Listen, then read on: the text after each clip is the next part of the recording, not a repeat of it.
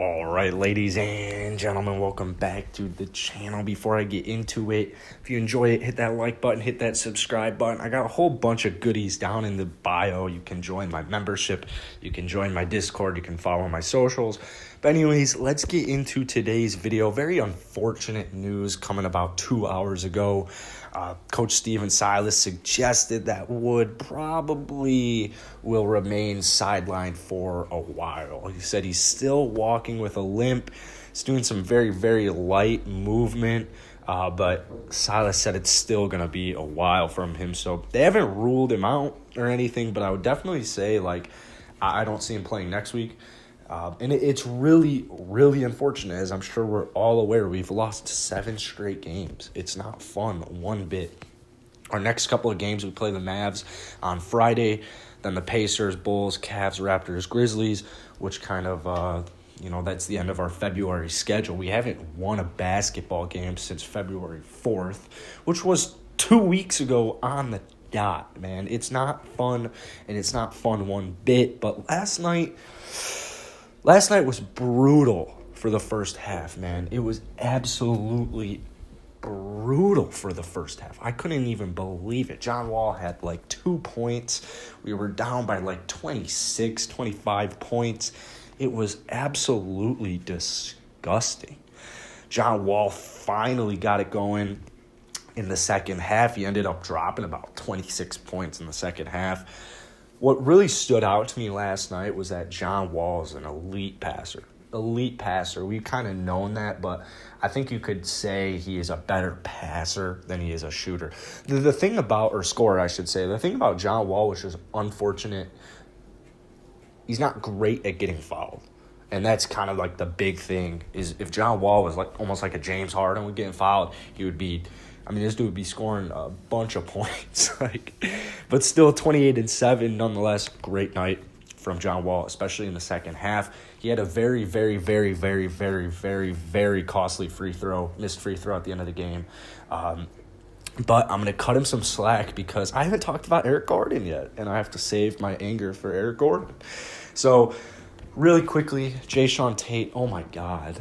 First off, this dude is an absolute stud. I saw Swaggy tweet yesterday, I've seen enough, and it was a picture of Jae'Sean Tate with the greater than Tyler Hero, and that's just so funny because, man, Rockets fans are great. We know we have this gem, and only hardcore basketball, super hardcore basketball players or fans from around the league know about Jae'Sean Tate. I would say literally 2% of everybody, any basketball fan knows who Jae'Sean Tate is. And it's crazy. 19.6 rebounds, 4 assists, 7 of 11 from the field, 3 steals. And the thing about Jae'Sean Tate is it's like this every single night. It is literally every single night. I'm talking about it and I'm saying his stats. I'm like, oh my God. This guy is seriously doing this on a consistent basis, and he's now averaging about 10 points, about 5 rebounds. So another thing, I was very, very, very satisfied with DeMarcus Cousins last night. He's been struggling. He's been struggling for a while, whether it's shooting or it's just stamina. It was great to see Boogie regain his shot last night. 4 of 9 from deep, 19 points, 8 rebounds, 4 assists, 2 steals, 2 blocks. It was a great game. Great game from DeMarcus Cousins. I have two more comments about last night's game as well, or 3 more comments about last night's game really quickly. I want to talk about David Nwaba because I think David Nwaba is a stud. This dude is a stud. I talk about him all the time. But something I've never thought about until pretty much last night was that I think trading David Nwaba around our deadline might be the best case scenario because he is on an expiring contract and his value, I would assume, has to be high. David Nwaba, throw David Nwaba on the Nets, bro. Put David Nwaba, he should have never left the Nets. They should have re-signed him, man. This dude can defend and he can score, and a competitive championship team, I would pounce on David Nwaba so quickly.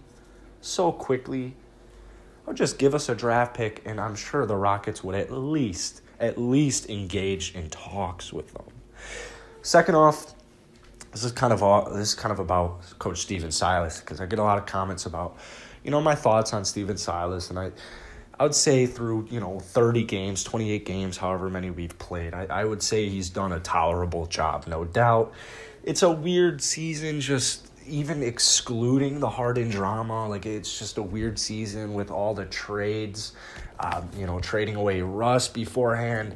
And then you got to also think about, we're in a pandemic. We're in a global pandemic. So obviously, you're not going to be getting...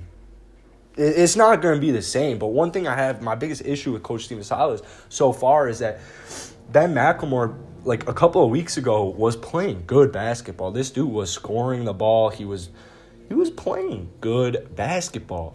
And what happened, he just stopped playing. He literally just magically stopped playing. And I honestly couldn't.